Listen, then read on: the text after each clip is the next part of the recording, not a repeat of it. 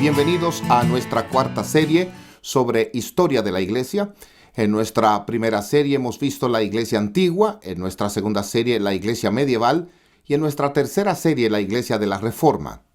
Y como soy historiador de la Reforma, realmente no veo la necesidad de seguir, pero algunas personas creen que hay vida después del siglo XVI, de manera que voy a seguir adelante. Y en esta cuarta serie vamos a estar considerando particularmente los siglos XVII y XVIII. Y para aquellos de ustedes que son rápidos, se darán cuenta de inmediato que eso significa que la quinta serie será de los siglos XIX y XX. Entonces, lo que queremos ver es cómo la Iglesia se desarrolló en los siglos XVII y XVIII. Y usted podría pensar que como nos estamos acercando al mundo contemporáneo, todo este proceso será más fácil, ya que tal vez vamos a estar hablando de las cosas más conocidas, sabemos más sobre la época, porque está más cerca de nosotros, pero de hecho, para mí resulta un tanto más difícil cuanto más nos acercamos al presente, en parte debido a que la Iglesia comienza a diversificar de manera asombrosa. Se diversifica teológicamente, se diversifica geográficamente, se diversifica culturalmente. Hay tantas cosas nuevas que están sucediendo a medida que avanzamos hacia el mundo moderno que de hecho es más difícil de enfocar para decidir lo que está pasando a la Iglesia en su conjunto y para cubrir todos estos acontecimientos discrepantes en la vida de la Iglesia. Y por eso no vamos a hacer todo lo que hemos hecho hasta ahora. De todos modos, pensé advertirles desde el principio que lo que vamos a hacer es centrarnos principalmente a medida que avancemos en el desarrollo de la Iglesia, que será en especial interés para personas de Ligonier, es decir, particularmente en el desarrollo de la parte evangélica reformada de la Iglesia. Ahora, esa parte de la Iglesia nunca se desarrolla, nunca opera de manera aislada del resto de la Iglesia. Entonces también estaremos hablando de otros elementos de la Iglesia a medida que avanzamos, pero ese será nuestro enfoque particular a partir de ahora en los próximos dos periodos. Y una manera de pensar acerca de la Iglesia después de la Reforma es pensar en ella en términos de una Iglesia queriendo continuar la Reforma. ¿Cómo tomamos el gran fundamento puesto por los reformadores y continuamos construyendo sobre el mismo y purificando la Iglesia, continuando la disciplina de la Iglesia, continuando el desarrollo de la Iglesia y creciendo, o el crecimiento de la Iglesia? Todas estas cosas en muchos sentidos son una forma de continuar la reforma, pero no es solo una cuestión de continuar la reforma, porque la Iglesia va a enfrentar nuevos retos. Los cambios ocurren. Algunos de nosotros, al menos si son como yo, a veces nos molesta que los cambios ocurran. Vi a un joven en el ascensor con sus pantalones jeans doblados hasta los tobillos. Y nosotros dejamos de hacer eso cuando ya estaba en la secundaria. Y pensé que cualquiera que hiciera eso ya estaba desfasado y ahora de repente está de moda otra vez. Apenas 55 años y no sé cuántos, más o menos 55 años. Y las cosas cambian. No se puede impedir que cambien. Y eso es cierto para la Iglesia, es cierto para personas cristianas. El mundo cambia y la Iglesia cambia. Y creo que eso es lo que mantiene a los historiadores de la Iglesia en el negocio, pensando en lo que significa el cambio, cómo nos relacionamos con él, qué cambios son positivos, qué cambios son negativos. Y la Iglesia, sobre todo en el siglo XVII, comenzó a enfrentar nuevos retos. Y podemos pensar en esos retos nuevos en 5 áreas diferentes. Y pensé que sería un buen número. Así que tenemos 5 puntos del calvinismo, pero son los 5 nuevos retos que enfrenta la Iglesia en el siglo XVII. Hay nuevos desafíos geográficos. Ahora, sabemos que Colón navegó el Océano Azul en 1492, pero el impacto sobre el Nuevo Mundo llegó con bastante lentitud a Europa. Y no era solo el Nuevo Mundo de lo que hoy llamaríamos América del Norte, del Sur, sino que también era el mundo ampliado de África y Asia, partes del mundo que para la Edad Media los europeos solo tenían una idea muy vaga de ellas. Y por supuesto, No tenían idea que existía América del Norte y del Sur. Incluso a principios del siglo XVII, la mayoría de los europeos, hasta los europeos educados, eran solo vagamente conscientes de cuán vasto era realmente el mundo. A principios del siglo XVII, un teólogo reformado holandés, muy preocupado por las misiones, una preocupación que comienza en ese tiempo, dijo: tenemos que estar preocupados por las misiones. Hay toda una tercera parte del mundo por ser alcanzada. Ahora, por supuesto, hoy en día se habla de América del Norte y los europeos como una tercera parte del mundo. Y se habla de las dos terceras partes del mundo por ahí. Pero eso es lo poco que los europeos realmente entendían en ese tiempo, que el mundo era un lugar mucho más grande que ellos comprendían. Y eso es parte del reto que crecerá a medida que los europeos empiezan a salir hacia el Nuevo Mundo y los continentes de África y Asia. Y el reto que planteaba: un reto para las misiones, un reto para el comercio y más tarde el reto del colonialismo, pero también el reto de darse cuenta de cuánta gente había en el mundo que nunca habían oído hablar de Cristo. ¿Qué significa eso para nuestro sentido de que Cristo es el Señor de señores, Rey de reyes? ¿Cómo podemos incorporar eso a nuestra apreciación del mundo y de lo que está pasando con el mundo? De manera que el primer nuevo reto surge de la geografía y la conexión ampliada al mundo físico que los europeos estaban empezando a experimentar. Y luego, por supuesto, habrá nuevos retos políticos. El siglo XVII será un tiempo en el que los monarcas están flexionando sus músculos, o al menos tratando de hacerlo. En la Edad Media sigue habiendo algún tipo de compromiso con la idea de un imperio universal, un emperador con otros bajo él. En realidad nunca existió, pero era más o menos como la gente pensaba de cómo el mundo debía ser y cómo las naciones debían ser conectadas y cómo los pueblos debían estar conectados entre sí. Pero para el siglo XVII, el ideal del imperio universal está realmente desvaneciéndose y las naciones se están volviendo mucho más importantes y por lo tanto los monarcas se están volviendo mucho más importantes y cada vez más los monarcas están queriendo tener completa autoridad en sus propias manos. En la Edad Media, los monarcas generalmente estaban limitados prácticamente por otra gran nobleza y también estaban limitados a menudo por lo que podríamos llamar parlamentos, es decir, reunión de representantes de diversas partes del mundo de las que el monarca tenía que obtener el permiso, por lo general para aumentar impuestos y formar ejércitos. Pero ahora en el siglo XVII los monarcas comienzan a pensar: ¿no sería genial gobernar sin los parlamentos y sin estar obligados a esta gran nobleza? Vamos a reducir el poder de la gran nobleza y vamos a deshacernos de los parlamentos si podemos y gobernar por derecho divino. El lema de la reina de Inglaterra todavía es, curiosamente en francés, Dios y mi derecho.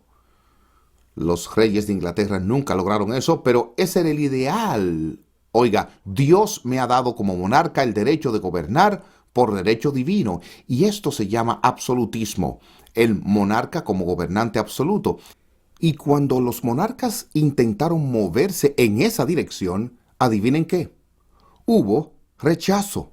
Hubo resistencia y, por tanto, parte de la dinámica política de los siglos XVIII y así siglos XVII hasta el XVIII fue la tensión política entre los monarcas y otras fuerzas de la sociedad que gobernaría el país. ¿Triunfaría el absolutismo o triunfarían otras fuerzas en la sociedad? De manera que tenemos tensiones geográficas, tensiones políticas. Tenemos, por supuesto, un nuevo reto de una iglesia dividida. Por lo general, sobre todo en Occidente, hasta la Reforma hubo una iglesia institucional unida. No significaba que todos estaban de acuerdo en todo, pero al menos en teoría la institución de la iglesia estaba unida. Ahora la institución de la iglesia está dividida. Por supuesto, todavía está la Iglesia Católica Romana y están las iglesias luteranas y las iglesias reformadas, incluyendo los presbiterianos en Escocia. Pero también crecen otros grupos, en particular los anabaptistas del siglo XVI, pero con el tiempo otros grupos también. ¿Qué significa esto para la forma en que los cristianos piensan acerca de la iglesia? En el siglo XVI, cuando los cristianos pensaban acerca de la iglesia, y a medida que la iglesia comenzó a dividirse, los cristianos pensaban básicamente en términos de la iglesia verdadera y la iglesia falsa. Y lo que eso significaba, por supuesto, la mía es la iglesia verdadera y la tuya es la iglesia falsa. Y cuando la lucha parecía solo ser entre la iglesia católica romana y la iglesia protestante, la división doble parecía tener sentido. Pero los reformados realmente querían decir que los luteranos eran una iglesia falsa. Es que ahora hay presión para comenzar a pensar, ¿cómo procesamos esto? ¿Cómo podemos explicar esto? Hay diferentes formas de entender la unidad de la iglesia, de lo dividida que está. Esto a la larga conducirá a lo que hoy conocemos como pensamiento denominacional. Tomamos denominaciones tan por sentado que casi no pensamos en eso, en particular para los protestantes. Esa es la forma en que estamos más o menos condicionados a pensar en Estados Unidos. Soy holandés reformado, tú eres presbiteriano, eres bautista. Sé que mi iglesia es un poco mejor que la de todos ustedes, pero no quiero decir que eres parte de una iglesia falsa. Así que empiezo a hablar de iglesias puras y menos puras. Y empezamos a decir, bueno, la verdadera iglesia de Jesucristo puede existir en diferentes formas institucionales. Y eso es una revolución en el pensamiento. Es difícil para nosotros apreciar eso porque estamos tan acostumbrados. Es una revolución en el pensamiento. Y esa es una de las cosas que empieza a cambiar. Y se plantea la cuestión, el asunto, entonces, de la tolerancia. En la Edad Media no había que ejercitar tolerancia por disentir religiosamente, porque todo el mundo, casi todo el mundo, estaba obligado. Hay excepciones, no podemos entrar en excepciones aquí, no tenemos tiempo, pero casi todo el mundo estaba obligado a ser parte de la única iglesia verdadera. El Estado utilizó su autoridad para obligarlo a usted a estar en la única iglesia verdadera. Pero ahora, con las cosas tan divididas, ¿debía el Estado seguir tratando de obligar a todos a estar en la única iglesia verdadera? ¿O cómo nos toleramos unos a los otros? ¿Cómo podemos aprender a llevarnos bien en un mundo dividido? Es una experiencia totalmente nueva para los europeos en el siglo XVII. Y así realmente nos estamos moviendo en una dirección más moderna, pero significa romper con un montón de ideas y actitudes que habían dominado el pensamiento cristiano durante 1,5 años. Calvino nunca habría estado de acuerdo en que debía haber otra iglesia en Ginebra, salvo la iglesia reformada, siempre que lo hicieran bien. ¿Por qué dejar que alguien venga y lo haga mal? Y es así como una cuestión de salud pública en el siglo XVI. La herejía es una enfermedad del alma y quiere erradicarse. ¿Acaso no tiene sentido eso? Usted quiere vacunar a la gente contra eso, pero cuando se hizo evidente que uno no podía erradicar falsos puntos de vista, entonces ¿cómo se enfrenta a eso? ¿Cómo se aprende a vivir uno con el otro? ¿Cómo aprendemos a llevarnos bien? De manera que este es el tercer punto, el nuevo reto de la iglesia dividida. Y el cuarto punto, ¿qué mantiene unida a la cultura? ¿Cuál es el pegamento que sirve como fundamento de una sociedad? Uno realmente puede decir que en Europa, durante toda su historia, incluso antes de que llegara el cristianismo, la religión era el pegamento que mantenía unida a la sociedad. Ahora, eso no significa que todo el mundo era igualmente religioso, no significa que todo el mundo era sinceramente religioso. A menudo he dicho que la religión más grande de la historia del mundo es el formalismo, solo acepta lo que todos los demás están haciendo. Pero era a la religión que se podía apelar. Era la religión que proporcionaba el tipo de marco intelectual de cómo el mundo tenía sentido y cuáles eran los fundamentos de la moral. Y ahora, de repente, la iglesia, como institución unificada que había sido la guardiana de ese pegamento cultural, mantenía la sociedad unida, ahora estaba rota. ¿Qué nos mantendrá juntos? Bueno, Por un tiempo la gente podía decir, bueno, más o menos el cristianismo básico, lo que todos creemos juntos, nos puede mantener unidos. Pero cada vez más que el mensaje cristiano básico se hizo más grande, más incierto. ¿Qué nos mantiene unidos? ¿Cuáles son los valores comunes a los que aún nos aferramos? El siglo XVII pasó mucho tiempo hablando de la ley natural. Si no estamos unidos en lo que significa la ley revelada, tal vez podamos estar unidos sobre la ley natural, lo que está disponible a la razón humana, en que todos podemos estar de acuerdo. Todos poseemos razón, y si podemos razonar lo que la ley natural está enseñando, a lo mejor puede ser la base y el pegamento que puede mantener una sociedad unida. Pero, ¿ve el problema, el reto nuevo? ¿Cuál es el pegamento cultural que nos mantiene unidos? ¿Estados Unidos está experimentando eso más o menos hoy en día? ¿No es así? Hoy día se plantean diversas cuestiones éticas, diversas cuestiones políticas. Algunos de nosotros que nos aferramos al viejo pegamento que nos mantenía unidos decimos, ¿cómo pueden estar cambiando estas cosas? Y las nuevas personas dicen, sí, pero ¿quién tiene que estar de acuerdo con usted? Y nos quedamos preguntando, ¿qué va a mantenernos unidos? ¿Y qué es lo que todavía tenemos en común? ¿Qué nos unirá? Y eso fue un problema que comenzó a ser expresado, percibido ya en el siglo XVII y se convertiría en un problema cada vez mayor a medida que llegamos a los siglos XVIII y XIX con nuevas enseñanzas filosóficas, a veces anticristianas, conduciendo a la ilustración y también con nuevos descubrimientos científicos, sobre todo en los siglos XVIII y XIX, que pondrían presión sobre los cristianos y recibir interpretaciones cristianas, de manera que es un nuevo desafío. ¿Cómo van a relacionarse los cristianos con este nuevo mundo? ¿Cómo se relacionará la iglesia con él? Y luego, en quinto lugar, una teología en sí misma. No se trata solo de que la institución de la iglesia se dividió, sino que hay tantas voces teológicas articulándose y nuevos retos. Por ejemplo, para finales del siglo XVI, del siglo XVII, los protestantes se vieron realmente desafiados por una renovación en la Iglesia Católica Romana. Tal vez estamos en condiciones de entender eso en un poco hoy con la repentina popularidad del Papa Francisco. Hay una especie de nueva energía en la Iglesia Católica Romana y estaba pensando mientras veía un poco de televisión durante la Navidad, que hubo un día, no hace mucho tiempo, hace un par de décadas, en la que si los medios de comunicación querían un tipo de afirmación religiosa para Navidad, recurrirían a Billy Graham.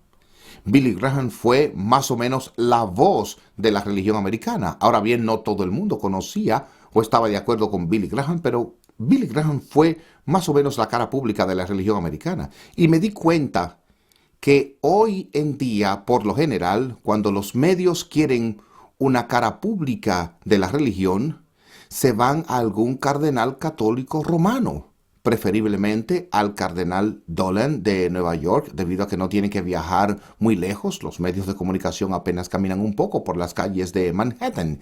Y me di cuenta de cómo han cambiado las cosas en los Estados Unidos. Por primera vez en la historia no hay protestantes en la Corte Suprema.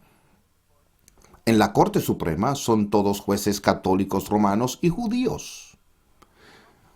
Hace apenas 50 años, cuando John Fitzgerald Kennedy fue candidato a la presidencia y tuvo que explicar públicamente cómo era posible siquiera pensar en tener un católico romano como presidente de los Estados Unidos. Eso es increíble. Hoy los jóvenes probablemente no pueden creer que existiera un mundo así, pero en 1960 Estados Unidos era un país protestante. El catolicismo romano todavía se veía como una especie de elemento extranjero. Hoy en día son casi los protestantes que son los extranjeros. No diciendo nada grande aquí, a pesar de que Roma es una iglesia falsa, no estoy diciendo nada grande aquí, solo digo que las cosas han cambiado porque el protestantismo está en declive. ¿Y a quién le pedimos ser la voz protestante? ¿A Rick Warren para hablar de la pérdida de peso? ¿Quién es la voz protestante? Roma ha revivido, Roma es enérgica, lo mismo ocurrió a finales del siglo XVI y principios del siglo XVII. De repente había teólogos brillantes en la iglesia romana desafiando seriamente la enseñanza protestante recibida. Cuando llegaron Lutero y Calvino y sus seguidores inmediatos, los líderes protestantes estaban mucho mejor educados que los líderes católicos romanos. Y fue más o menos como un gran ejército marchando en un país que estaba indefenso. Pero a finales del siglo XVI, principios del siglo XVII, Roma ha revivido, Roma es robusta. El más famoso de esos teólogos, Roberto Bellarmino, escribió una gran obra en 3 volúmenes llamada Las Controversias, en el cual él fue punto por punto de la Biblia y de la historia y la teología con gran conocimiento y percepción para responder a los protestantes. En los años posteriores a Roberto Bellarmino se escribieron más de 200 respuestas protestantes a él porque su crítica del protestantismo era vista como tan poderosa y en alguna manera tan devastadora que había que contestarle. Teodore Beza dijo: Roberto Bellarmino era como los establos de augías, lleno de tanto estiércol que era casi imposible de limpiar. Era un gran reto y esto requiere un nuevo enfoque intelectual total a la defensa de la fe, una defensa mucho más técnica de la fe. Usted vuelve a leer a Calvino. Calvino es muy ameno. Calvino no fue un teólogo popular. Él no hablaba sin tecnicismos, pero es muy ameno en la forma en que escribe. Pero la teología del siglo XVII se había vuelto tan técnica que se hizo muy difícil de leer. Y no era solo la Roma renovada, se renovó el luteranismo que desafiaba al reformado, el reformado renovado que desafió a luteranos y católicos romanos, una nueva rama de la teología llamada socinianismo, por el nombre de Fausto Socino. El socinianismo era realmente una especie de anticipación del liberalismo, comenzó a dudar de la autoridad de la Escritura, puso en duda la divinidad de Cristo, pero Socino también era un hombre muy brillante a quien había que contestarle.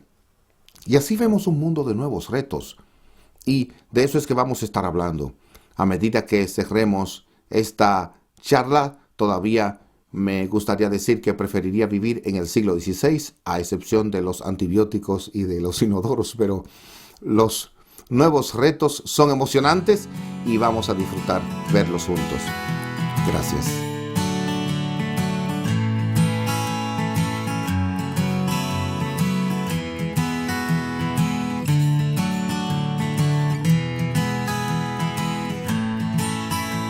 En la conferencia anterior veíamos los retos que enfrentarían las iglesias de los siglos XVII y XVIII, nuevos retos, y hablamos sobre el reto de una teología renovada a principios del siglo XVII, y que la teología renovada ha sido descrita a menudo como escolástica, y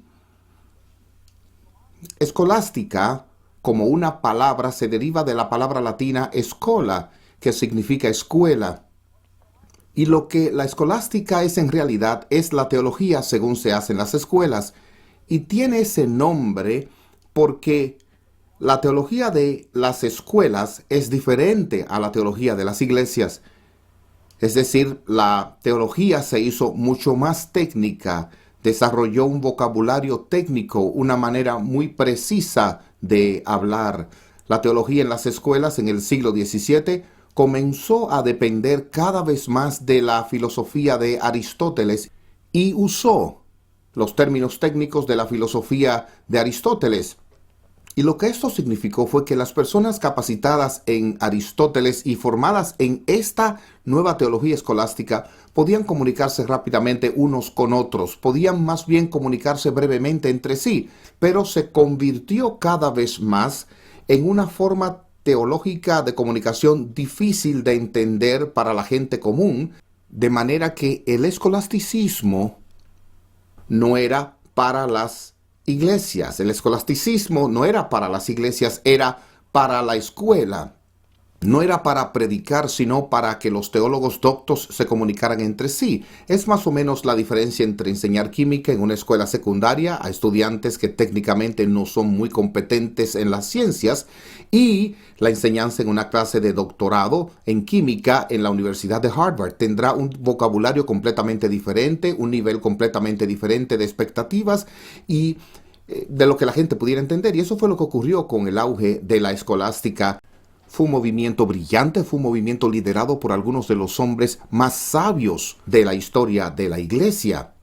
Hombres que no solo eran entendidos en los idiomas bíblicos, en la Biblia, pero muy entendidos en la filosofía, en la teología, en la historia, y dieron lugar a un notable florecimiento de la capacidad teológica para comunicarse y la precisión teológica para el bien de la iglesia y para la defensa de la sana doctrina.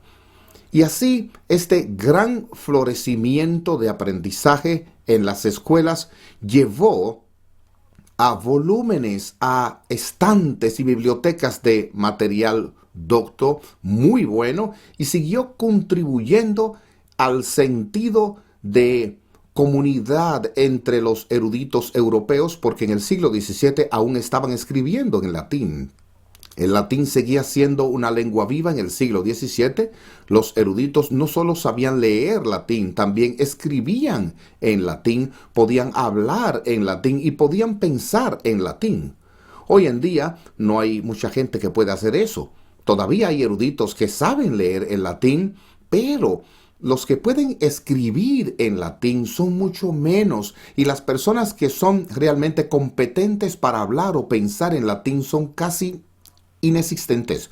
Pero el hecho de que el latín se usara en el siglo XVII significaba que había una verdadera comunidad de eruditos, una habilidad de los eruditos, ya sea en Suiza o en los Países Bajos o en Alemania o en Inglaterra, para comunicarse unos con otros. Creemos que estamos en un gran periodo de la historia de la comunicación. Podemos comunicarnos con la gente con tanta facilidad, con tanta rapidez, a distancias tan grandes. Pensamos que estamos en un gran estado. Pero, por supuesto, la verdad es que no podemos comunicarnos muy bien con personas en Alemania, a menos que hayan aprendido inglés. No podemos comunicarnos con la gente en África o en China muy bien, a menos que sepan inglés. Pocos de nosotros conocemos otro idioma, pero la división lingüística del mundo es mucho más grave de lo que era para los eruditos de Europa en el siglo XVII. Tenemos que tener un sentido de eso, que la rapidez en términos relativos que podían leerse unos a otros, beneficiarse uno del otro, debatir uno con el otro. Las publicaciones fueron relativamente rápidas en el siglo XVII. Hoy en día, para conseguir un libro publicado es a menudo un proceso de varios años, pero entonces era una cuestión de tal vez un mes. Te podían preparar un libro muy rápidamente, a pesar de que no tenían ninguna de las ventajas tecnológicas que tenemos hoy. De manera que había una verdadera comunidad real de la escolaridad, y de ella salieron literalmente docenas de obras teológicas realmente grandiosas. El pináculo de la cual tal vez fue la gran obra en 3 volúmenes de Francis Turretin. Francis Turretin fue un profesor y pastor en la Iglesia Reformada en Ginebra. Vivió desde 1623 hasta 1687, de manera que Turretin escribió justo en el centro del siglo XVII, y cuando Turretin enseñó allí en Ginebra su gran trabajo de 3 volúmenes, Institutio Theologiae Hellenicae. Incluso el título es difícil de entender. Se parece a instituciones de teología polémica. Él estaba viendo una teología polémica y es uno de los grandes recursos de la historia de la Reforma, y afortunadamente se ha publicado en las últimas 2 décadas en una traducción al inglés. El latín de Turretin fue utilizado como libro de texto en teología sistemática en el seminario de Princeton durante casi todo el siglo XIX. Y todavía en el siglo XIX se esperaba que los estudiantes del seminario de Princeton fueran capaces de leer latín, pero en algún lugar hacia el final del siglo XIX hubo un estudiante de Princeton quien dijo, ya sabes, un montón de mis compañeros, los estudiantes no están leyendo muy bien el latín. Y produjeron una traducción del latín al inglés de Turretin, y como dije, eso ha sido apenas en las últimas 2 décadas. Ha publicado esto en inglés y está disponible. Vale la pena el esfuerzo de tratar de leerla. Y si usted está interesado en una formulación muy precisa de un tema teológico, les recomiendo. Permítame leer un ejemplo de Turretin. Vamos a ver cómo sale.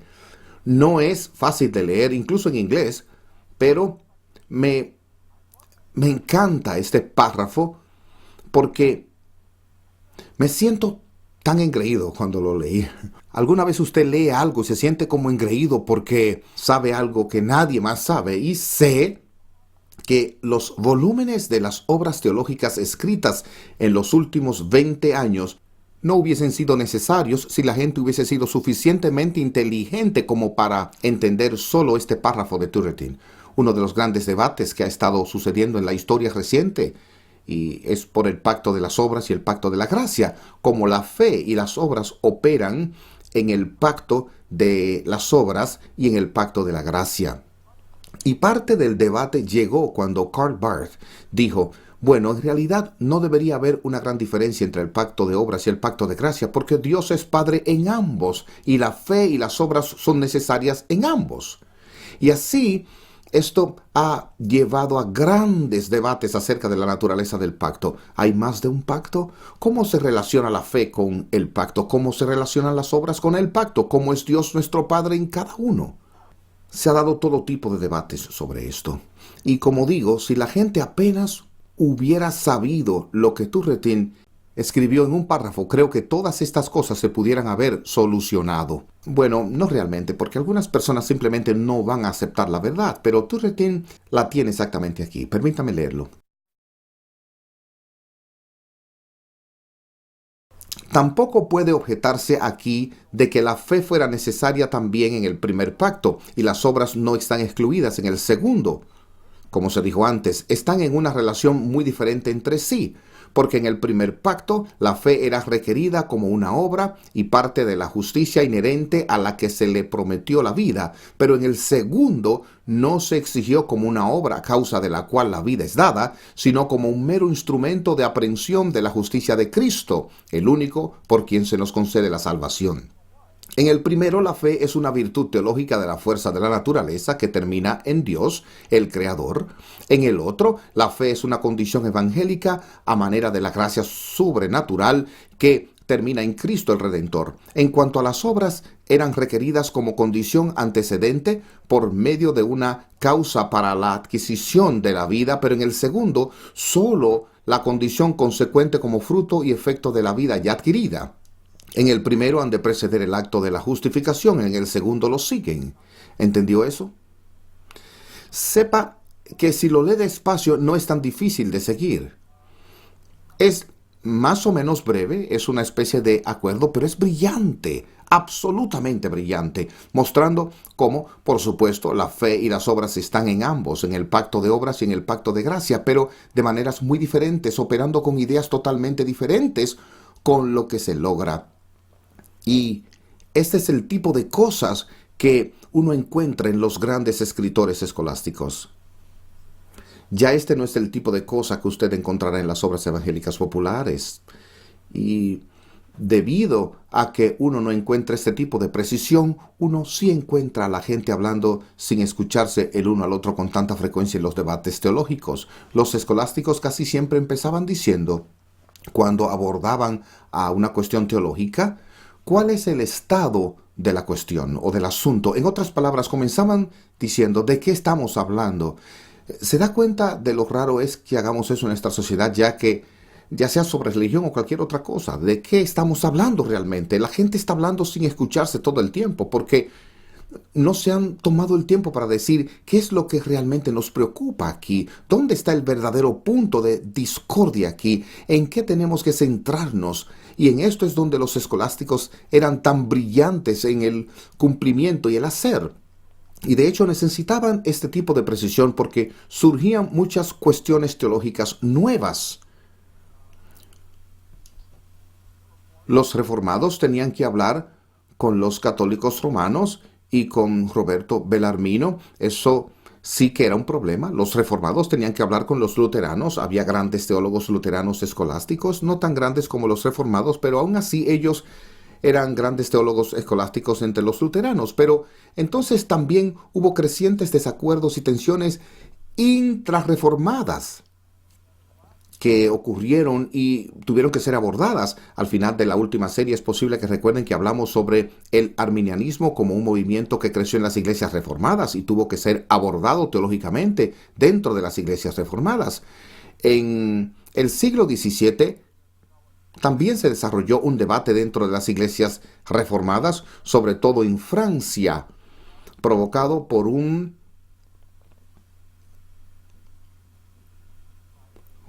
pastor francés y profesor con el nombre de Amirault.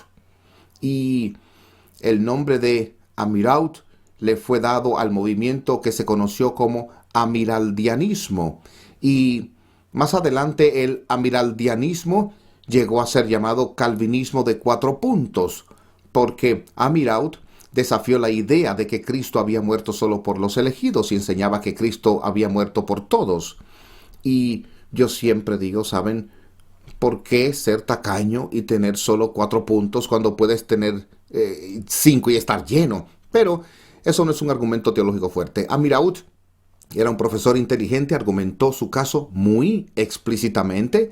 Debía tener un tipo de respuesta muy fuerte, muy cuidadosa para lo que estaba haciendo. Y también nos ayuda a recordar que estas cuestiones teológicas a menudo tienen consecuencias mucho más grandes. A veces podemos decir, oh, ya sabes, ¿es tan importante ser preciso teológicamente? ¿Realmente importa eso? ¿Por qué no podemos olvidar algunas de estas cosas? ¿Por qué no nos podemos llevar bien simplemente? Pero el esfuerzo de Amirault para cambiar el calvinismo histórico refleja toda una estrategia de su parte para la Iglesia Reformada de Francia.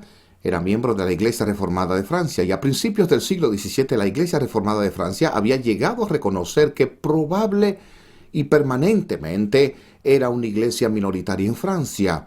Hubo un momento en la década de 1560 donde había una posibilidad de que parecía que los reformados en realidad tomarían el control de toda Francia, pero a principios del siglo XVII era bastante claro que eso no iba a suceder.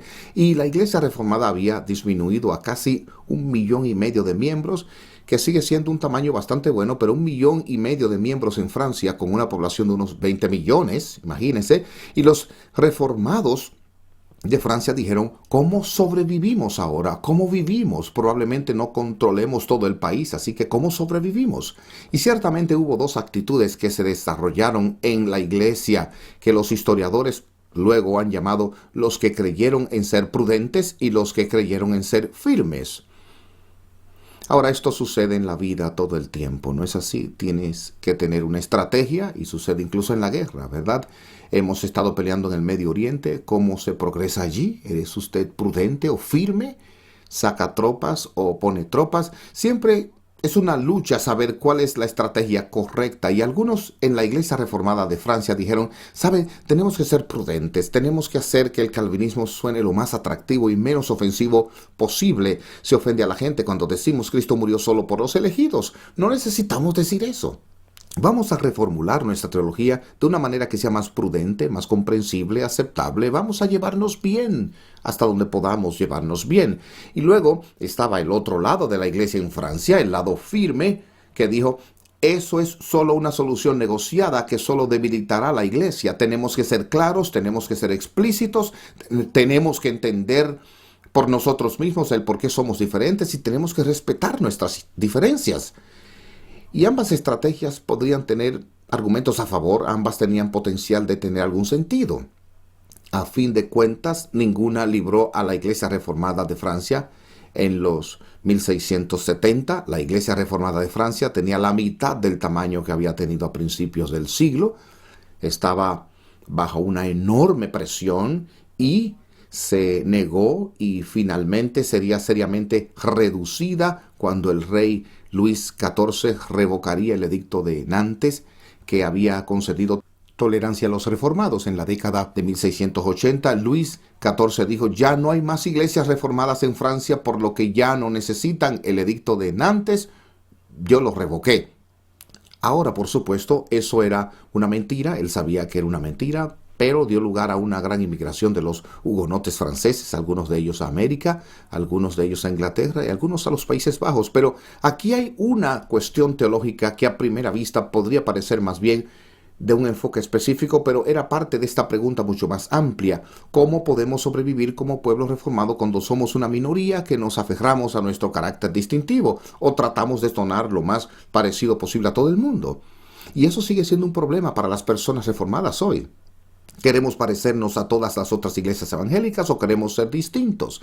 Hay gente buena en ambos lados de esas cuestiones, aunque los reformados firmes tienen la razón. Bueno, ese no es un comentario histórico, es solo mi propio prejuicio personal filtrándose. De manera que aquí tenemos esta maravillosa comunidad intelectual que se ha creado.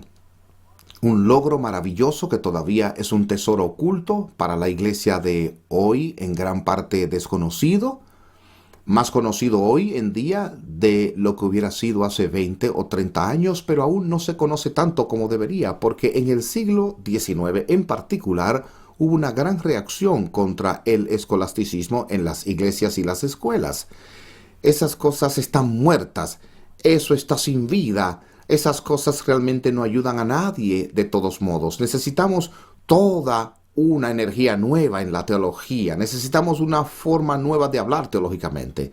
El cambio sucede, no se puede evitar, pero en el proceso de ser crítico del escolasticismo, en parte porque Europa se alejó de Aristóteles y el escolasticismo parecía tan ligado a la filosofía de Aristóteles, decía, bueno, si no somos aristotélicos filosóficamente, también no podemos aprender nada de la antigua forma de la teología. De hecho, esta teología no dependía tanto de Aristóteles, pero eso es otro gran problema que no vamos a ver hoy. Pero para el siglo XIX, sobre todo la última parte del siglo XIX, el escolasticismo se convirtió en una especie de palabra desagradable, en una forma de denigrar a tu oponente teológicamente. Se podía decir, bueno, esa es una especie de argumento escolástico. Eso significa que es demasiado exigente y demasiado muerto y en realidad no logra nada. Y uno encuentra incluso en círculos reformados bastante sólidos a principios del siglo XX a gente que usa la palabra escolástica como una especie de palabra desagradable, una manera de denigrar a su oponente. Y es realmente increíble que eso ocurriera. Y realmente vivimos una época en la que hay un nuevo florecer de una apreciación de la escritura escolástica. Y se ha hecho un montón de traducciones. Se ha traducido algo de un gran teólogo escolástico holandés llamado Wittius. Y su escritura es realmente muy fácil de leer. Y también muy útil para leer. Saben, siempre me ha intrigado que haya tantos estadounidenses que han sido tan intrigados por el trabajo de Jonathan Edwards como teólogo. Y Jonathan Edwards siempre dijo que su teólogo favorito, el mejor teólogo que lo había precedido, era Peter Van Maastricht. Y hasta donde yo sé, los estudiosos de Edwards nunca han estudiado a Peter Van Maastricht, porque Van Maastricht solo está disponible en latín y es un tipo muy complejo de latín. De manera que una de las fuentes fundamentales para el pensamiento de Jonathan Edwards es la fuente que está casi totalmente cerrada para nosotros. En este momento hay un proyecto de traducción con Peter Van Maastricht, así que estoy seguro de que todos ustedes querrán apresurarse a conseguir calientito, acabada de salir esa imprenta, esa obra. Pero esto es una especie de vitalidad del mundo en el que vivimos, en el que realmente tenemos que empezar a apreciar de nuevo a los teólogos escolásticos. Uno mismo tiene que dedicarse para leerlo, pero por las recompensas realmente vale la pena el esfuerzo. Ahora, una de las acusaciones que siempre son presentadas contra los escolásticos era que eran secos, que eran muertos, de mala muerte. Y eso no es cierto. Ellos no eran secos, no estaban muertos, no eran de mala muerte, eran duros, pero profundos, serviciales. Personalmente les preocupaba mucho la piedad y que siempre debe tenerse en cuenta. Eran grandes predicadores. Francis Turretin fue un gran predicador. El pueblo le oía de buena gana en Ginebra porque no llevaba su libro de teología al púlpito y le leyó, le predicó a los corazones y las vidas de las personas. Conocía la diferencia entre escolástica y la teología escolástica y la predicación. Conocía la diferencia entre los estudiantes de posgrado de teología y los laicos en la iglesia. Sabía cómo cambiar el modo en que se comunicaba con una persona y otra. Era un apasionado de edificar la piedad y la fe verdadera en los corazones de la gente. Y así fueron los escolásticos en su mejor momento. Y vale la pena recordar y atesorar lo que han hecho por nosotros. De manera que eso nos lleva a la conclusión de esta conferencia. Y mi palabra de despedida sería: vaya a comprar un libro escolástico. Mejorará su teología y le ayudará a dormirse de noche, todo a la vez.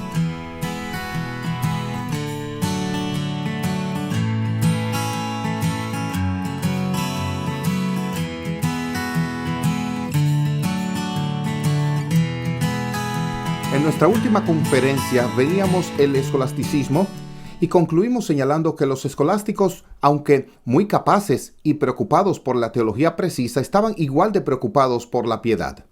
Y una de las grandes preocupaciones que surgieron en el siglo XVII entre las personas reformadas, y no solo las reformadas, pero aquí nos estamos enfocando en las reformadas, que surgió entre las personas reformadas fue este tema de cómo estimulas la verdadera piedad una vez que hayas reformado la iglesia. Porque mucha energía en el siglo XVI fue usada para cambiar la organización de la iglesia, la teología de la iglesia, el ministerio de la iglesia. Y hubo gran logro en esa área. Y en esos primeros años de la reforma de los aspectos externos de la iglesia, también hubo una gran devoción en el corazón, una gran fe manifestada en la vida de las personas. Pero a medida que avanzó el siglo XVI y hacia el siglo XVII, había una preocupación cada vez mayor. Ahora que vemos reformado los aspectos externos de la iglesia, ¿cómo seguimos para garantizar que habrá verdadera fe, verdadera piedad, verdadera devoción en los corazones de la gente? Y una de las preocupaciones crecientes era lo que podríamos llamar el formalismo.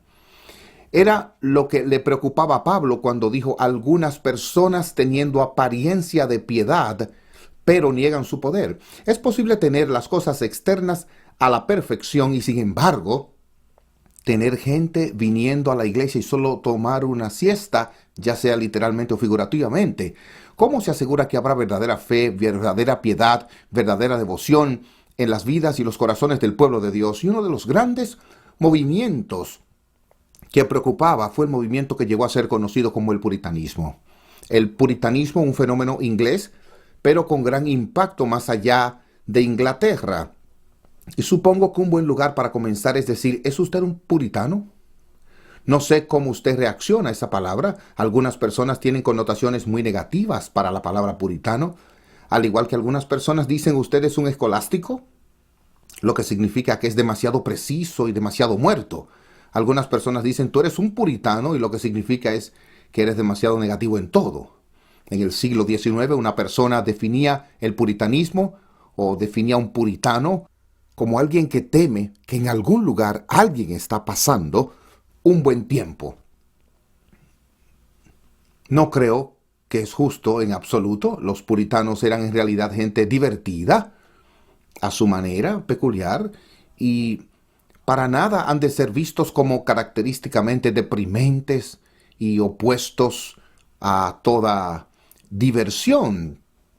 Lo que les preocupaba era cómo alguien podía combinar pureza y vivacidad, la verdadera fe en la vida de la iglesia. Y el puritanismo realmente comienza en Inglaterra como un movimiento en la iglesia de Inglaterra, en la iglesia anglicana en los siglos XVI y XVII, y fue sin duda parte de la familia de las iglesias reformadas.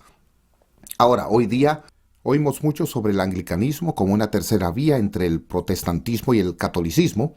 Históricamente eso no es cierto. En los siglos XVI, XVII y XVIII la iglesia de Inglaterra era una iglesia sólidamente protestante. Se concebía a sí misma como una iglesia sólidamente protestante. y al menos en términos generales perteneció a la familia de las iglesias reformadas. Pero en la iglesia de Inglaterra, ya bajo la reina Isabel, a finales, la última parte del siglo XVI, estaban los que pensaban que la reforma exterior de la iglesia no había ido suficientemente lejos. Les preocupaba que el credo aún llevara vestimentas, es decir, algunos de los antiguos atuendos clericales medievales, pues pensaban todavía y hablaban demasiado de un sacerdocio sacrificial en la iglesia romana y querían cambiar eso. Pensaban que la adoración todavía era guiada en demasía por un libro, el libro de oración común, y que debía ser un poco más libre. A algunos les preocupaba si tener obispos en la iglesia no era problemático y si no era mucho mejor ser presbiteriano. Pero más allá de estas cuestiones externas, a los puritanos les preocupaba mucho cómo promover la piedad genuina, porque estaban conscientes de que en la iglesia de Inglaterra, debido a la influencia de el monarca, casi todo el mundo en Inglaterra era parte de la iglesia de Inglaterra, y todo el mundo estaba obligado a ir a la iglesia. Lo hacía casi todo el mundo. Pero usted podía ser multado si no iba a la iglesia. Y ellos dijeron, bueno, está bien tener a todo el mundo como miembro de la iglesia de Inglaterra, y es bueno tener a todo el mundo asistiendo a la iglesia de Inglaterra, pero ¿están escuchando? ¿Qué están creyendo? ¿Cómo podemos estimular la verdadera fe en estas personas que están asistiendo a la iglesia de Inglaterra? Y algunas de sus preocupaciones se manifestaban preguntando, ¿qué clase de predicación está recibiendo la gente? ¿Le está realmente predicando al corazón? ¿Es una predicación que trata realmente con lo que ellos creen y cómo ellos han de vivir? Realmente a los puritanos les preocupaba este tipo de predicación, pues no se oía siempre en la iglesia. Por lo que comenzaron a buscar otras vías fuera de los servicios regulares de la iglesia para darle a la gente la oportunidad de escuchar la predicación. Y particularmente, a medida que transcurría el siglo XVII, los puritanos trabajaron muy duro para establecer lo que ellos llaman lectorados. En muchas áreas casi les llamaríamos estudios bíblicos, lo único es que por lo general solo hablaba una persona, pero había una gran preocupación. ¿Cómo podemos ayudar realmente a la gente a conocer mejor la Biblia? ¿Cómo podemos estar seguros de que están recibiendo enseñanza que hable al corazón? Esta fue una gran preocupación de los primeros puritanos. Otra gran preocupación que llegó a manifestarse entre los puritanos a finales del siglo XVI, principios del siglo XVII fue, ¿realmente tenemos que enfatizar mucho más el día de reposo? La idea del domingo como día de reposo cristiano. Y esta era una preocupación no solo por razones teológicas, convencidos de que eso es lo que enseña la Biblia, que el cuarto mandamiento estaba todavía en vigencia para los cristianos, solo que había sido cambiado para que el día de reposo de adoración fuera domingo y ya no más sábado, y estaban realmente persuadidos de eso teológicamente, pero también estaban persuadidos de que esto era absolutamente necesario para el bien espiritual de la iglesia. Y en una de las grandes fases del catecismo de Heidelberg, los puritanos habían dicho, no podemos ser más sabios que Dios. Si Dios dice que necesitamos un día de reposo y adoración, necesitamos un día de reposo y adoración.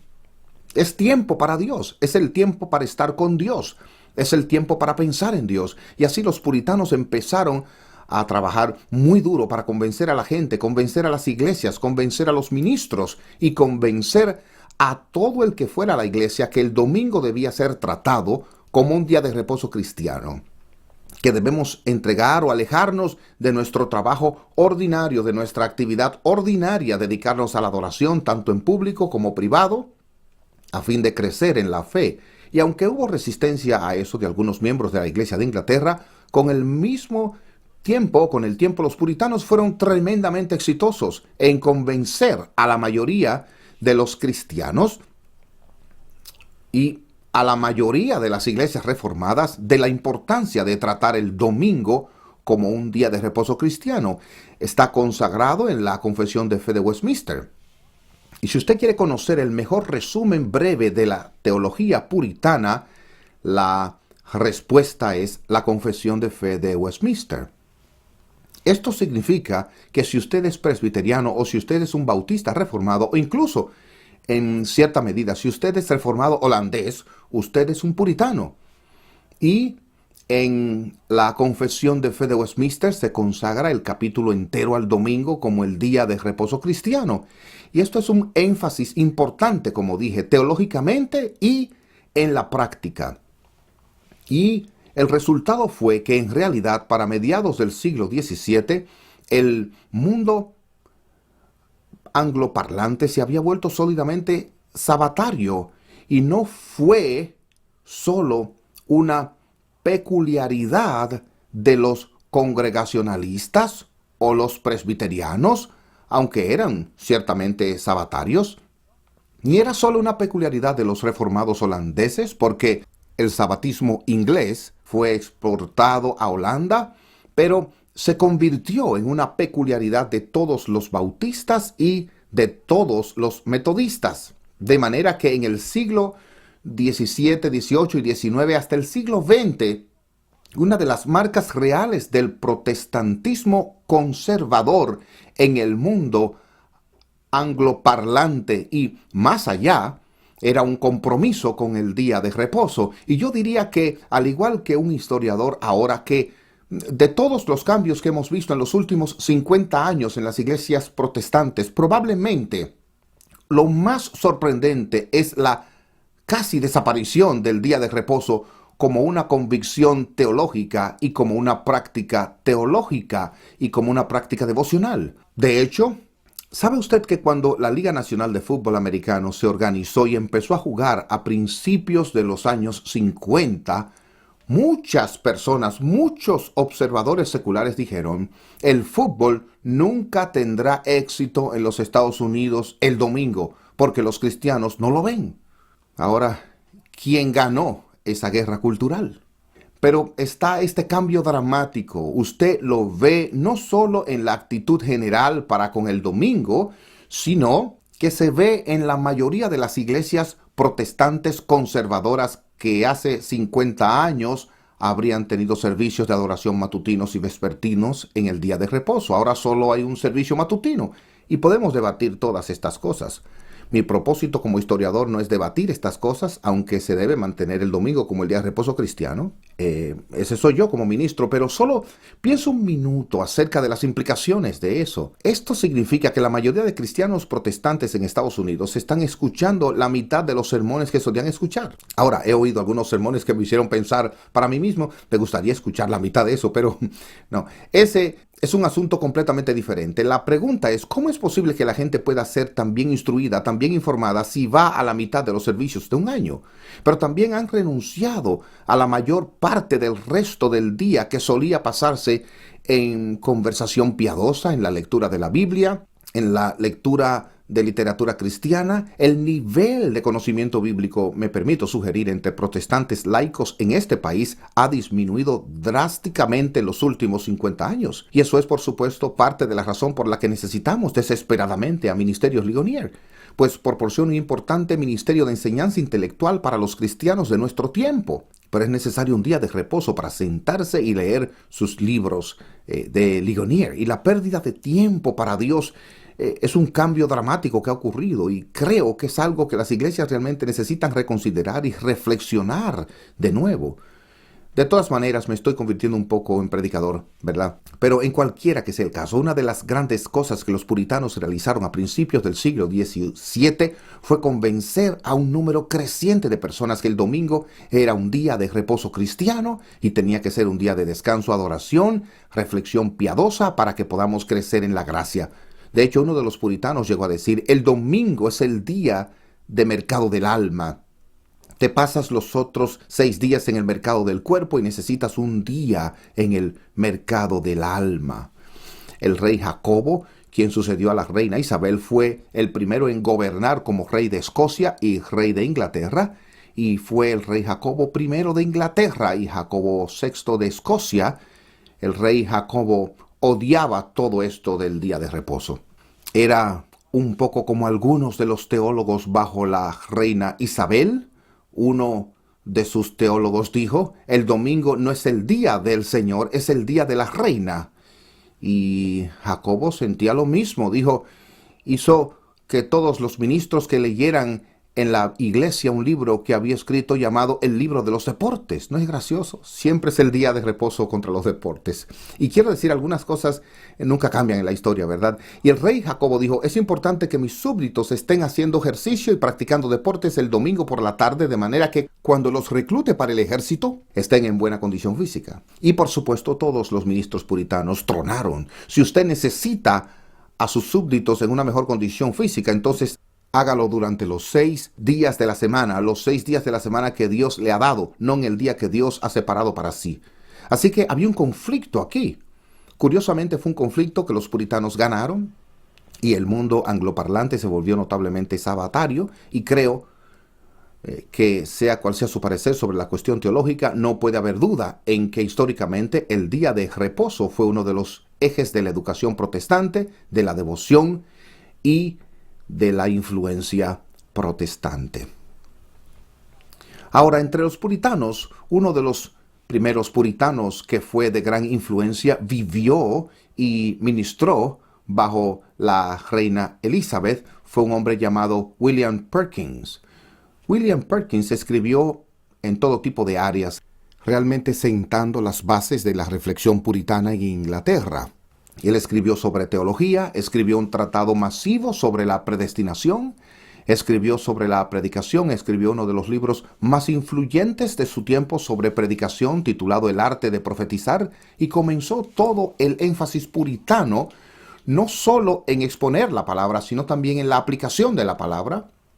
Y pensando en los diferentes oyentes que uno tiene en el público, cómo puede aplicar la palabra a los no regenerados, cómo se aplica a los regenerados, cómo se aplica la palabra a cristianos fuertes, o cómo aplicarla a cristianos débiles, era un enfoque muy cuidadoso en la manera de pensar acerca de la predicación, en cómo edificar el pueblo en la fe. Escribió una serie de obras devocionales para estimular a la gente a pensar sobre el estado de su propia alma y para animarlos de esa manera, para destacar la importancia de estas cuestiones. De manera que él es más o menos el teólogo puritano fundacional, William Perkins. Y Perkins y aquellos que junto a él, bajo Elizabeth, se mantuvieron esperando y orando para que Elizabeth llevara una nueva reforma en la iglesia y a un fortalecimiento del movimiento puritano en la iglesia. Elizabeth era una política increíblemente lista. Y ella era una de estas políticas que sabían cómo hablarle a cualquier multitud y dejarlos pensando que ella realmente estaba de su lado. Y durante mucho tiempo los puritanos esperaban que Elizabeth diera lugar a la reforma, pero con el tiempo llegaron a darse cuenta de que no iba a cambiar nada. Pero para entonces ella era tan distinguida, reinó alrededor de 40 años, de manera que fue un reinado largo, llegó a ser amada, Inglaterra era próspera, y no iban a desafiarla. Pero los puritanos comenzaron a murmurar entre ellos, después de Elizabeth, y sabían que después de Elizabeth o Isabel, que era la reina virgen, Virginia lleva su nombre por ella, y no vamos a entrar en eso, pero el asunto es que ella no tenía hijos, nunca se había casado, no tuvo hijos, y ellos sabían que la corona pasaría al rey Jacobo, un primo lejano, y sabían que a pesar de que el rey Jacobo era el hijo de María la sanguinaria, a pesar de que sabían que el rey Jacobo era el hijo de María, reina de Escocia, y que había sido un devoto católico romano, sabían que Jacobo había sido llevado lejos de ella cuando era un bebé y había sido criado por los tutores presbiterianos en Escocia. Y los puritanos en Inglaterra pensaron, esto es genial, cuando Jacobo se convierte en rey, se compadecerá de nuestra causa, nos va a apoyar. Entonces, cuando Jacobo se convirtió en rey en 1603, él mostró lo que había aprendido de sus tutores presbiterianos. Había aprendido a ser un calvinista, era un calvinista muy bueno, y había aprendido a odiar a los presbiterianos. Ahora, nos asombra conocer presbiterianos y amarlos en nuestra experiencia, pero a él no le agradaban sus tutores presbiterianos porque no honraban y respetaban al rey lo suficiente. Ellos pensaron que podían contarle cosas al rey, no se dieron cuenta que estaban sujetos al rey. Le gustaban mucho más los obispos. Los obispos conocían su lugar. Los obispos sabían cómo hacer reverencias, honrar al rey, de una manera que los presbíteros nunca hicieron. Y así cuando Jacobo llegó al trono y los puritanos hicieron su gran apelación de que él debía continuar la reforma de la iglesia, que debía ser la iglesia más presbiteriana, hacer la iglesia más como la iglesia de Escocia, Jacobo dice, esa es la última cosa en el mundo que yo voy a hacer. No quiero ser más como la iglesia de Escocia, quiero que la iglesia de Escocia sea más como la iglesia de Inglaterra. Y Jacobo y su hijo, Carlos I, ambos trabajaron para frenar la influencia del puritanismo en Inglaterra y para tratar de exportar elementos de la Iglesia de Inglaterra a Escocia. Y esto se volvió particularmente intenso en tiempos de Carlos I, hijo de Jacobo. Y él subió al trono en 1625. Estaba casado con una chica católica de Francia y, saben, los puritanos sabían que esto era, que nada bueno iba a salir de ahí. Y entonces fue Carlos que comenzó a tratar de exportar obispos a la iglesia de Escocia y de imponer un libro de oración en la iglesia de Escocia. Y esto llevó a uno de los incidentes más famosos de la historia de una iglesia escocesa, la iglesia presbiteriana de Escocia, cuando en la misma iglesia de John Knox, en el mismo púlpito de John Knox, el Alto Kirk, lo llaman hoy St. Giles en Edimburgo, un clérigo llegó al púlpito vestido con prendas anglicanas y abrió un libro de oración. Y había una señora mayor, muy viejita, sentada allí, Jenny Geddes, y estaba sentada en un taburete en la iglesia y comenzó a leer el libro de oración. Y ella se puso de pie y dijo, no vas a poner ese libro de oración de misa en mi viejo oído. Y ella tomó su taburete y se lo tiró al ministro e inició un disturbio. Usted puede más o menos ver por qué a Jacobo no le gustaban los presbiterianos, pero ese fue el conflicto entre aquellos realmente comprometidos con un tipo de iglesia puritana disciplinada, a la cual pensaban que Dios llamó, y el rey que quería una iglesia servil, una iglesia tranquila. No le importaba cuánta piedad había en los corazones de la gente. Le preocupaba solo el orden y el respeto y la honra del rey. De manera que aquí es donde comienza el puritanismo, y al concluir podemos ver que su deseo de piedad no era un asunto sin controversia. Y eso lo veremos en nuestra próxima charla.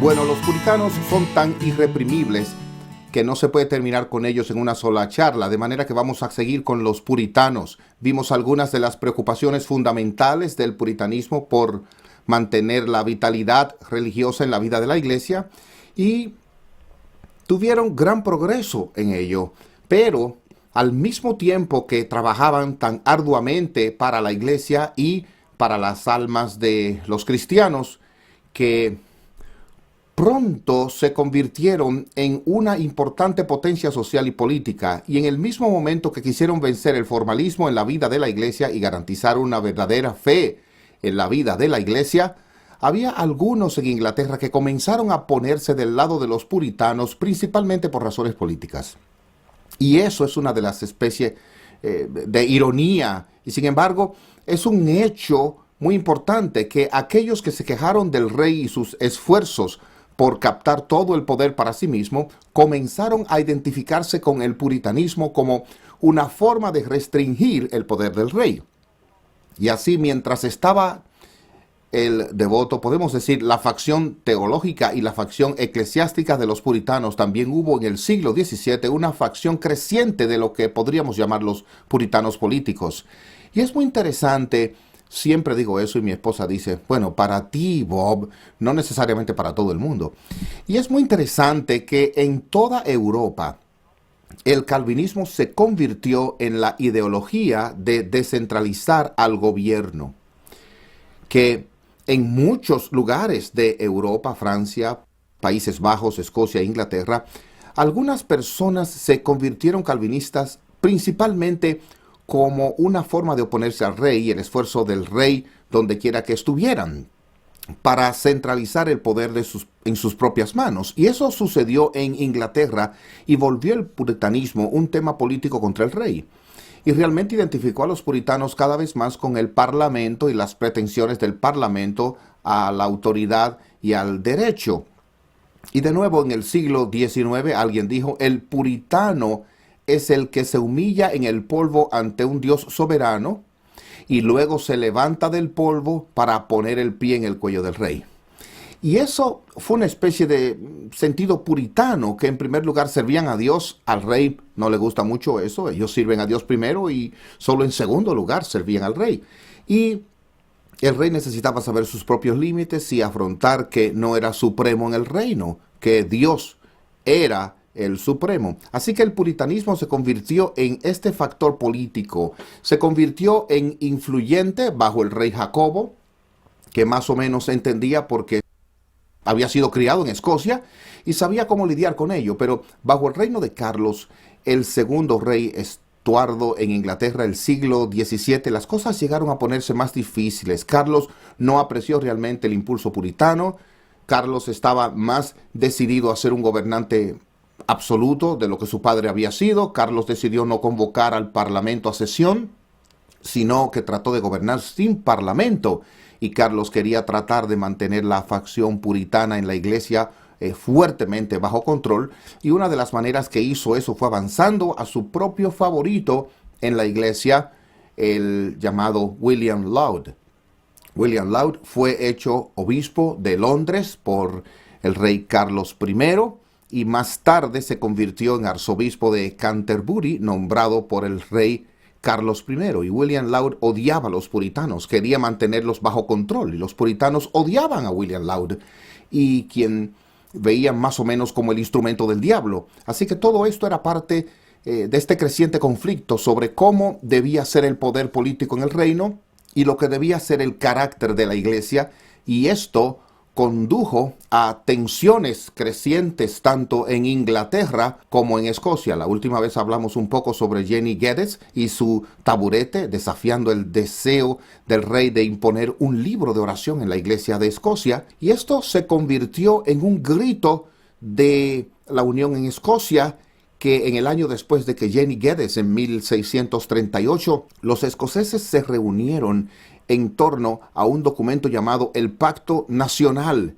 Y el Pacto Nacional, ellos declararon ante Dios que había pactado con Cristo para mantener doctrina reformada, el gobierno de la iglesia reformada y el culto reformado, y que habría solución negociada. Y se estima que tal vez hasta el 50% de todas las personas en Escocia firmaron personalmente este pacto. Sabemos que esto no fue como Facebook, que había que buscar una copia del pacto y uno tenía que viajar y firmarlo usted mismo con pluma y a mano.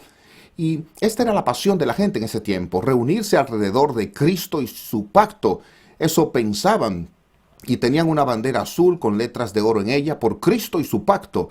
Y era por la corona y el pacto de Cristo, que era su grito.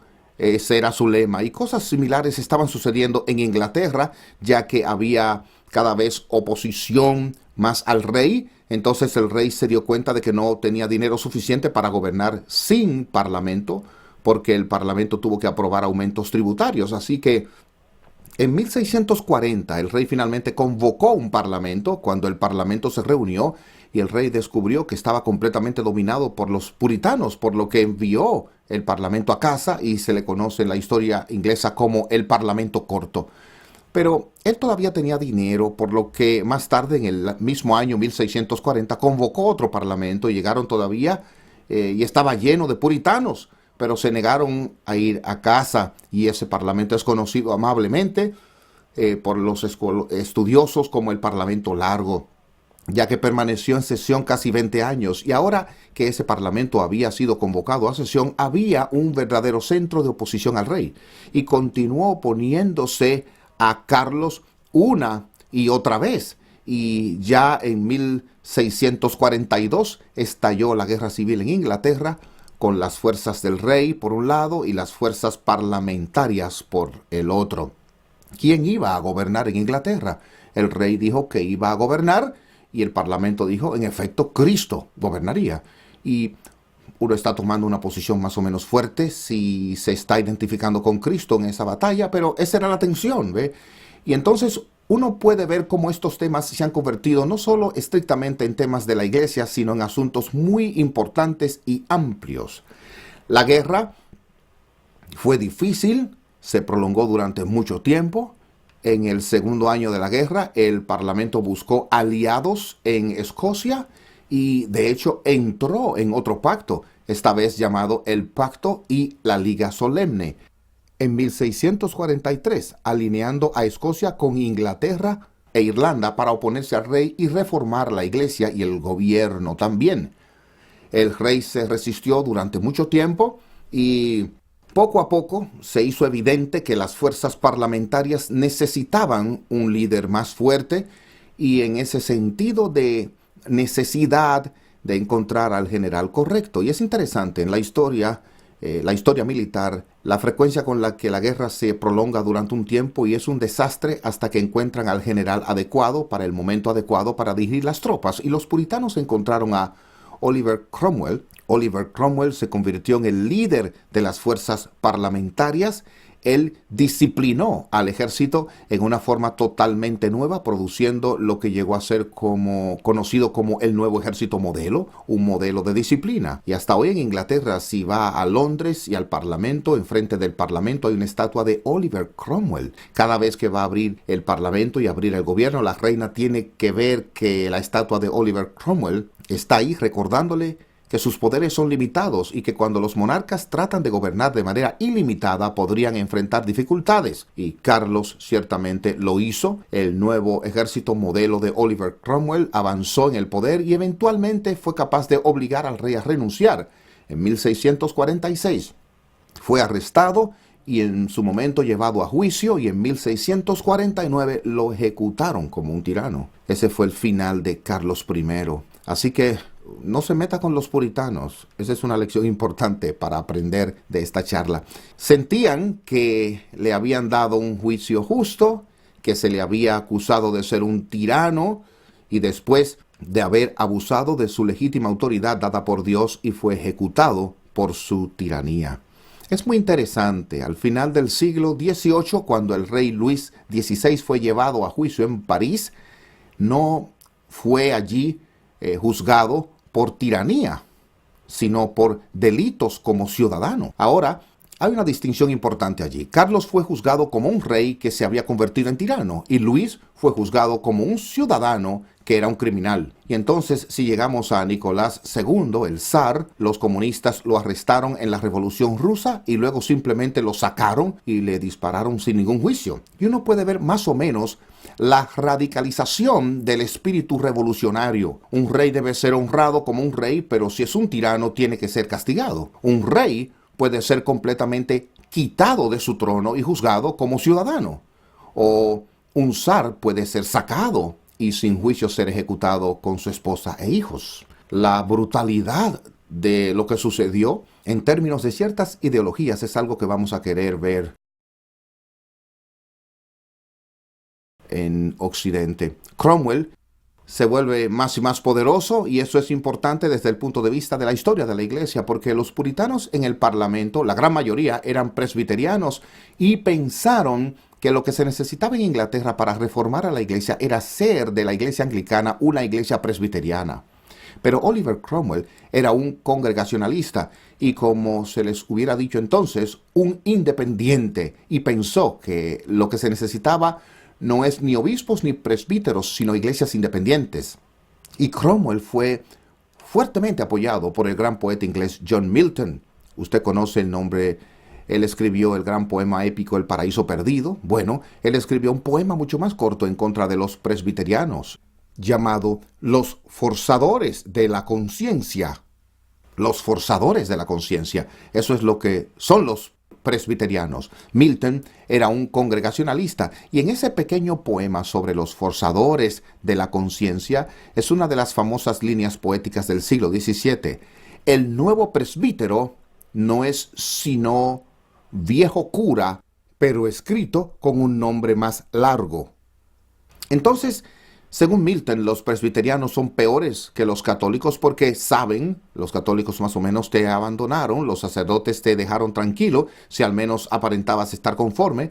Estos presbiterianos quieren que realmente estés de acuerdo con ellos y no vamos a tener eso. De manera que ahora hay una tensión en el movimiento puritano entre los presbiterianos y los congregacionalistas. Con el tiempo, también Cromwell se convertirá en Lord Protector de Mancomunidad, como era conocido, y daría lugar a un ascenso del congregacionalismo y evitaría que Inglaterra tuviese una iglesia presbiteriana nacional. Sin embargo, cuando Cromwell muere, no había manera real de mantener funcionando la mancomunidad y más o menos se desintegró el punto en que en 1660 el hijo de Carlos I, fue restaurado en el trono como Carlos II. No era un buen elemento, un buen tipo. Eso es solo entre usted y yo. No tiene que publicar esto en el extranjero. Le había prometido a los escoceses que mantendría su iglesia, pero ellos por eso lo apoyaron. Él había firmado el Pacto Nacional de mantener la teología reformada, el culto reformado, el gobierno de la iglesia reformada. Desde el instante entonces que ascendió al trono inglés, él repudió todo eso y comenzó a perseguir a los escoceses, echó a los puritanos de la iglesia en Inglaterra. Fue un desastre. Un tiempo difícil, pero salieron algunas cosas maravillosas de ese tiempo difícil. Una de las cosas fue, los monarcas de Inglaterra nunca recuperaron su capacidad de gobernar sin parlamento. La guerra civil inglesa realmente estableció la necesidad del gobierno parlamentario junto con el monarca y empezó la evolución en Inglaterra hacia el tipo de democracia parlamentaria que existe hoy en Inglaterra, por lo que tuvo ese gran beneficio político-social, pero también tuvo un beneficio eclesiástico muy importante y que provenía de la decisión del Parlamento de establecer una asamblea de teólogos y ministros para decidir cómo reformar la iglesia, y esto se conoce en la historia como la Asamblea de Westminster. Curiosamente, la Asamblea de Westminster no fue realmente una asamblea de la iglesia. Por ejemplo, el Sínodo de Dort, que derrotó al arminianismo a principios del siglo XVII, fue un sínodo de la iglesia. La Asamblea de Westminster fue realmente una comisión parlamentaria, fue un comité político en ese sentido, pero estaba compuesta de ministros a quienes se les dio la responsabilidad de encontrar la manera de mejorar y reformar la iglesia en Inglaterra.